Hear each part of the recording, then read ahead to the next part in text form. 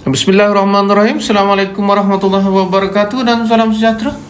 Kita teruskan untuk tutorial 14 kali ini. Anak-anak, saya harap anak-anak didik cikgu semua sehat.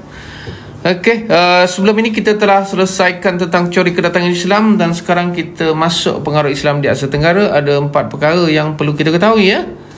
Pengaruh yang pertama pendidikan, kemudian ada pengaruh bahasa, sekali bahasa dan sastra sebagaimana buku teks, dan pengaruh yang ketiga ialah kesenian, kemudian pengaruh terakhir ekonomi. Sebelum kita masuk kemudian pusingan pertama ini selesai, ada lagi beberapa topik yang kita akan buat dalam pusingan-pusingan akan datang. Okey, terus saja untuk soalan yang pertama tanpa membuang masa, kita lihat soalannya. Jelaskan pengaruh Islam di Asia Tenggara dalam bidang pendidikan. Buka kurungan. Pengaruh Islam di Asia Tenggara dalam pendidikan Islam dapat dilihat. Ini kita betulkan. Cikgu-cikgu menanda secara live. Ini kita sedikit kurang tepat ni. Tak perlu Islam ni patutnya ya. Okey. Saya harap anak-anak faham. Okey. Buka kurungan. Pengaruh Islam di Asia Tenggara dalam pendidikan dapat dilihat dari peraturan yang mewajibkan pendidikan kepada semua orang Islam. Mewajibkan untuk satu markah. Jika ayat ini diringkas pun boleh ya, anak-anak semua boleh buat. Pengaruh Islam di Asia Tenggara dalam pendidikan ialah mewajibkan pendidikan semua orang Islam pun boleh sebenarnya ya. Walaupun kadang ayat itu nampak sedikit lari maknanya ya. Bukan lari maknanya, ayat itu sedikit sukar untuk difahami ya. Kita teruskan. Pada masa itu lahir institusi pendidikan formal. Pendidikan formal satu markah ya. Contohnya pondok satu markah cikgu beri ya. Ada mungkin anak-anak tertanya ya, kalau cikgu seberapa kali menyebutkan bahawa contoh cukup satu untuk dapat satu markah. Cikgu beri beberapa contoh. Anda kata dalam pasal sebenar ya, anak-anak melakukan kesilapan ya. Jika kita beri satu contoh silap, so tak dapat markah ya. Jika anak beri kali 3, 2 daripadanya silap ataupun tidak ada dalam skema, anak-anak masih dapat markah. Itu tujuan cikgu. Harap anak-anak faham ya. Contohnya pondok, istana, pesantren, madrasah dan surau. Tutup di situ. Buka kurungan. Pusat pendidikan di Perlak disebut dayah atau pondok. Dayah satu markah pada pandangan cikgu. Okey, contohnya dayah Bukit Cibrek di Perlak Okey, di sini contoh ini pun cikgu nak beri Okey. Barangkali Bukit Cibrek ini boleh dapat Okey, semua Pasai pula telah menjadi pusat penterjemahan karya agama. Satu markah untuk penterjemahan. Okey, saya harap cikgu tidak laju ya. Boleh dipahami dan biasa dengan cara cikgu ya. Pendidikan pondok pula berkembang ke Patani dan Aceh. Patani satu markah ya. Contoh yang kedua tak boleh dapat ya. Di Patani penuntut pondok termasuk juga pelajar negeri lain. Pelajar negeri lain satu markah. Di Melaka pula tiada pondok. Tiada pondok satu markah. Pelajar menuntut ilmu di rumah ulama, masjid, surau dan istana. Rumah ulama satu markah.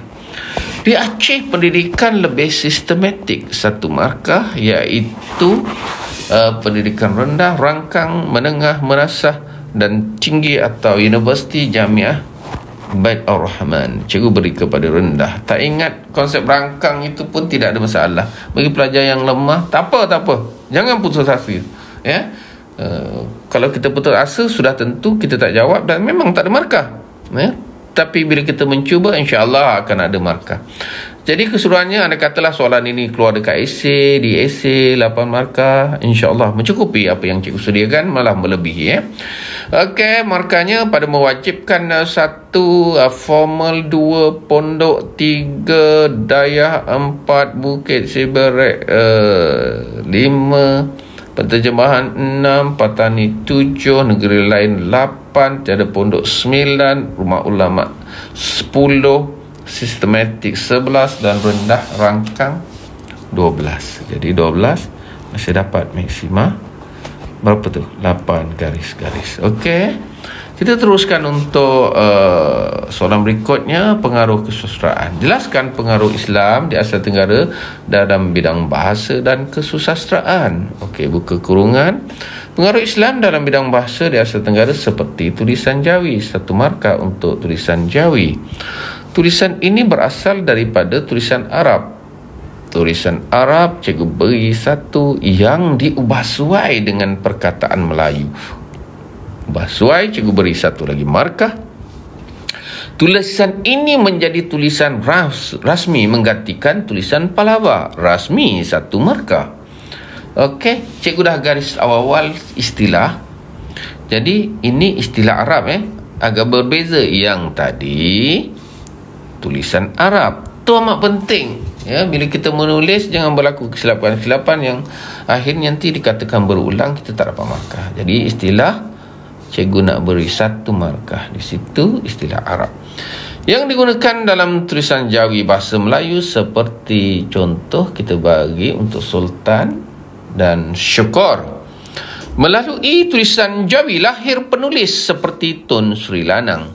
Cikgu beri untuk Tun Sri Lanang. Bahasa Melayu turut menjadi bahasa lingua franca di Kepulauan Melayu. Lingua franca 1 markah. Bidang sastra pula seperti cerita Panji 1 markah dan sastra pengaruh Arab. Cikgu nak bagi 2 di sini.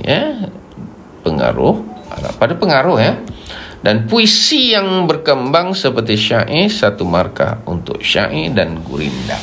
Berapa markah kita dapat ya anak-anak? Kita andaikan di sini mungkin 6 lah markah kalau esei lah. Kalau struktur sudah tentu 4 biasanya.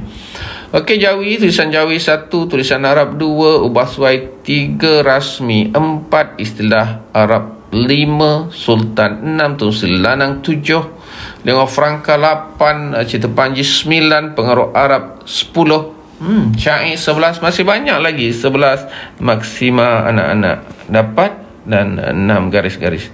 Kalau 8 pun tidak ada masalah memadai isi yang ada. Bolehlah pilih mana-mana yang anak-anak boleh ingat dengan lebih mudah. Okey. Seterusnya untuk soalan berikutnya, jelaskan pengaruh Islam di Asia Tenggara dalam bidang kesenian. Buka kurungan. Pengaruh kesenian Islam di Asia Tenggara contohnya seni had 1 markah yang ada pada batu nisan bertulisan ayat Al-Quran. Ayat Al-Quran cikgu beri 1. Ukiran seni tersebut juga terdapat pada kayu 1 markah. Bila mata keris dan batu bersurat. Cikgu teruskan. Terdapat juga seni had yang bertatahkan emas dan perak. Bertatahkan emas 1 markah. Seni kaligrafi pula 1 markah. Mengambil contoh huruf Arab dan ayat Al-Quran. Lebih baik kita beri markah pada huruf Arab. Tadi ayat Al-Quran tu kita dah beri di atas. Tujuannya bukan apa mengelak berlaku perulangan. Perulangan ini sangat sensitif. Selalunya bila kita mengulang kita tak dapat markah. Seni Islam ini menggunakan unsur tumbuhan 1 markah, unsur tumbuhan. Pengaruh seni bina Islam boleh juga dilihat pada binaan masjid. Binaan masjid 1 markah. Segi bentuk masjid terdapat ciri khusus 1 markah. Contohnya kubah 1 markah, mimbar, mihrab dan menara azan. Jadi berapa anak-anak dapat? Katakanlah kesenian ini 6 markah Okey. Pertama seni had, kedua ayat Al-Quran, yang ketiga pada kayu, yang keempat bertatahkan emas, yang kelima kaligrafi, yang keenam huruf Arab, yang ketujuh unsur tumbuhan, yang kelapan binaan masjid, dan yang kesembilan ciri khusus, 10 seperti kubah. 10 banyak. Maknanya kalau kita bersedia tidak ada masalah. Ikutilah tutorial cikgu seterusnya. Dan akhir sekali, jelaskan pengaruh Islam di Asia Tenggara dalam bidang ekonomi. Buka kurungan. Pengaruh Islam dalam ekonomi di Asia Tenggara terdapat dalam sistem Baitul Mal 1 markah yang berfungsi sebagai perbenaran negara. Cikgu bagi 1 lagi markah. Umat Islam juga wajib mencari rezeki halal, rezeki satu markah. Okey, dan Islam melarang mengemis, satu markah. Okey, ayat berikutnya, aktif ekonomi yang halal diwajibkan. Di sini sebenarnya ayat ini pun ada unsur pengulangan. Kalau kita nak beri halal, kita tengok kalau kita beri halal rezeki halal dah ada. Kalau kita nak beri diwajibkan pula, di atas tadi umat Islam wajib mencari halal. Cikgu lebih cenderung ayat ini tak perlulah kita beri markah, elakkan daripada. Selalunya kalau ulangan akan dibuat begini. Okey anak-anak, kalau ulangan cikgu tak nak beri markah, jadinya dia akan buat garis-garis. Minta maaf ya. Okey, garis-garis U. Tak cantik pula Apalah, cikgu kemaskan semula. Garis 2 tak lekat dia Okey, garis 2 sejak kita betulkan semula. Garis 2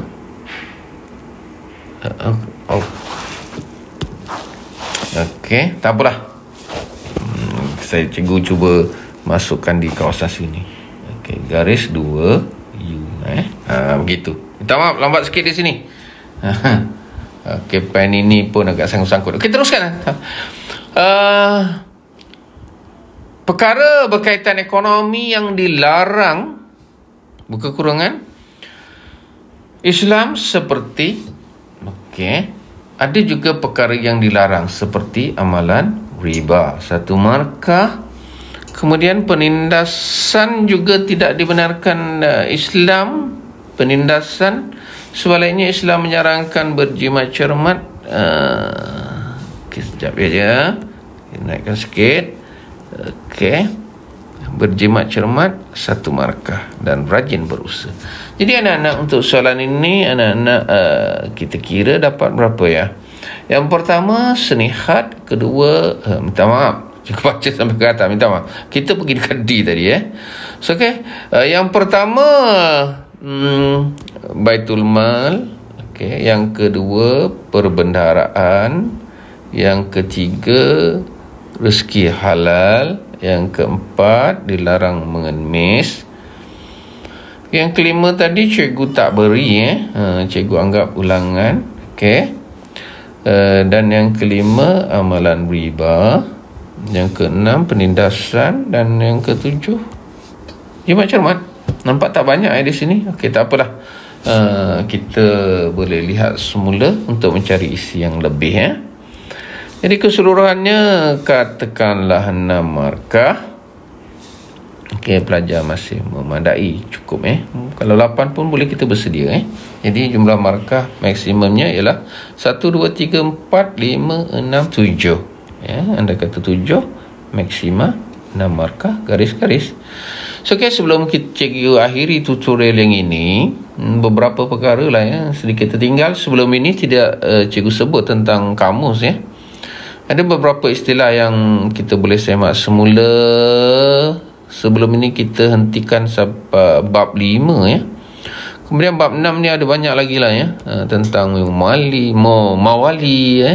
semaklah konsep warisan, monarki yang berbeza dengan konsep yang ada ketika Khalifah Rashidin. Konsep Baitul Hikmah berbeza dengan Baitul Mal anak-anak. Dengan konsep Ghazi kaitkan dengan konsep jihad, tentera Janasari.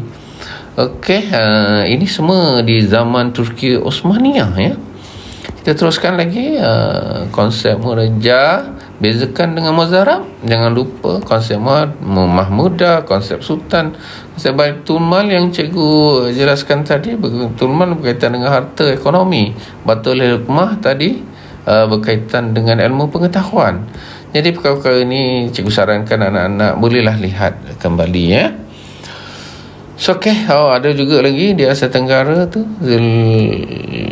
Zilullah fil alam, Zilullah fil ad, yang barangkali nanti kita akan jumpa semula ketika bab 8 Itu saja dan harap semua dapat kuatkan semangat, terus berjuang untuk SPM yang akan datang bagi grup Last Batch KBSM. Terima kasih. Assalamualaikum warahmatullahi wabarakatuh dan salam sejahtera.